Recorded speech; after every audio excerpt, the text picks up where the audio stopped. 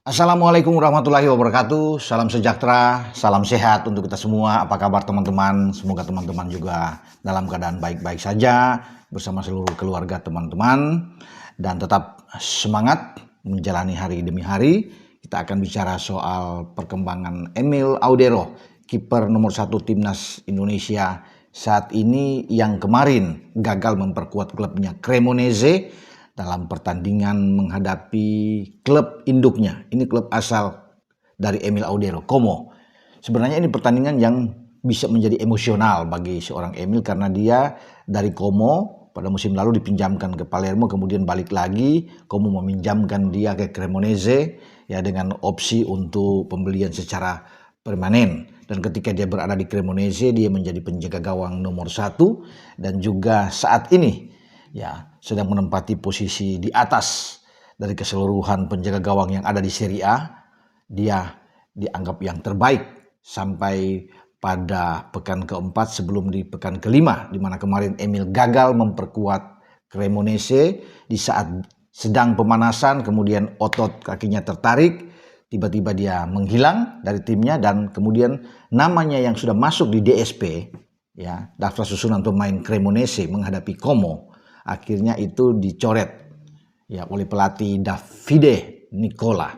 Davide Nicola memasukkan penjaga gawang kedua dari Cremonese, ya itu adalah Marco Silvestri saat itu. Dan hasil akhir kita sudah tahu bersama, Cremonese lagi-lagi tidak terkalahkan, ya, bermain imbang 1-1 lewat permainan yang saya kira oke karena ini bermain dalam pertandingan yang dengan intensitas yang sangat tinggi, ya.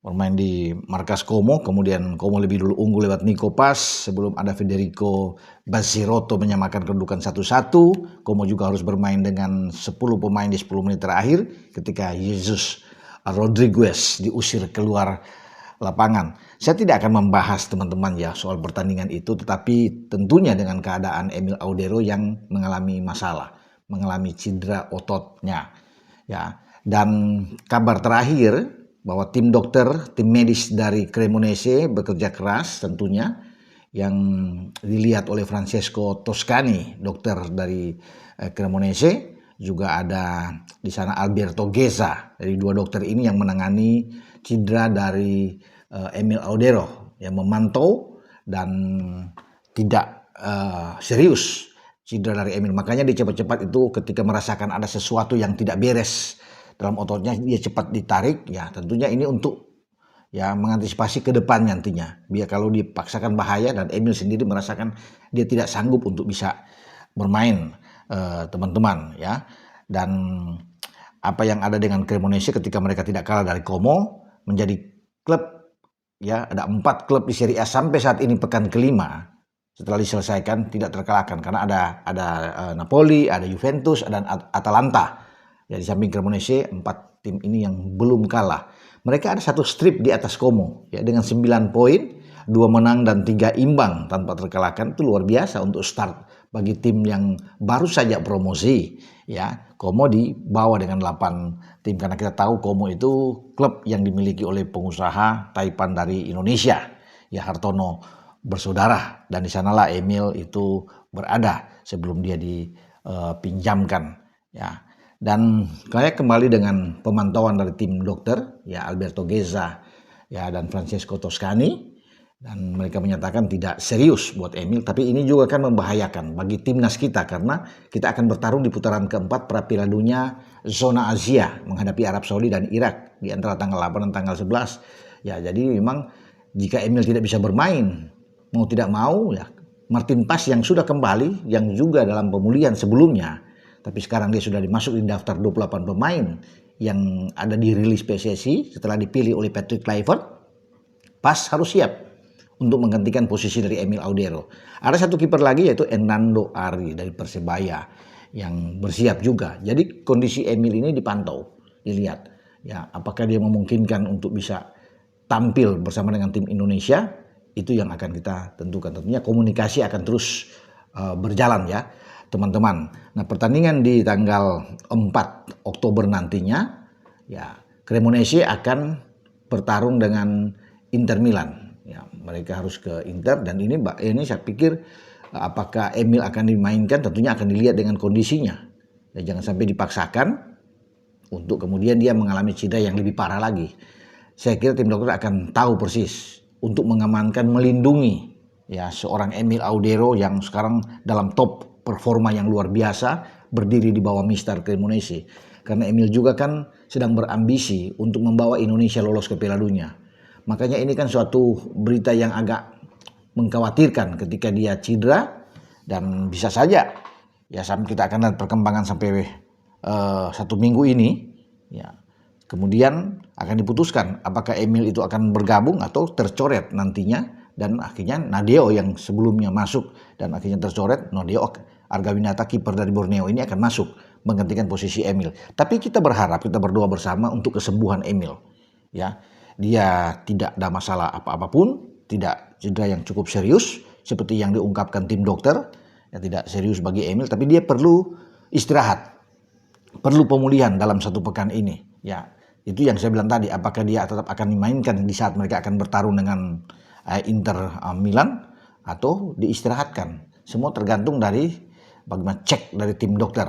Ya, tim dokter Francesco Toscani dan juga Alberto Gesa yang menangani ini dengan tim fisioterapis juga yang akan coba melihat dari perkembangan Emil Audero ini. Tapi Emil saat ini tentunya lagi istirahat, dan kita berdoa ya sekali lagi untuk pemulihan Emil Audero ini sehingga dia tersedia saat kita menghadapi Arab dan juga menghadapi Irak, karena kita membutuhkan tenaga Emil ya sedang dalam penampilan yang baik pada musim ini dengan Cremonese. Nah, saya coba bergeser ke pertarungan di Bundesliga. Sayang sekali memang Kevin Dix yang dimainkan sejak awal oleh pelatih mereka Egun Polanski di saat mereka bermain di kandang untuk mencoba menjamu Eintracht Frankfurt, akhirnya mereka kalah. Ada 10 gol yang lahir dalam pertandingan di Borussia Park, markasnya Gladbach, dan akhirnya kalah 4-6 dari Eintracht Frankfurt. Wah, ini pertandingan yang jual beli serangan terjadi, dan Emil dimainkan sejak awal di saat Polanski memainkan 3-4-3 skema permainan dari Gladbach. Dan Kevin Dix ya teman-teman. Kevin Dix ini dimainkan dari awal dan dia mendapatkan 1 kartu kuning. Satu-satunya pemain Gladbach ya, Kevin Dix mendapatkan kartu kuning dalam pertandingan ini dan tidak tergantikan.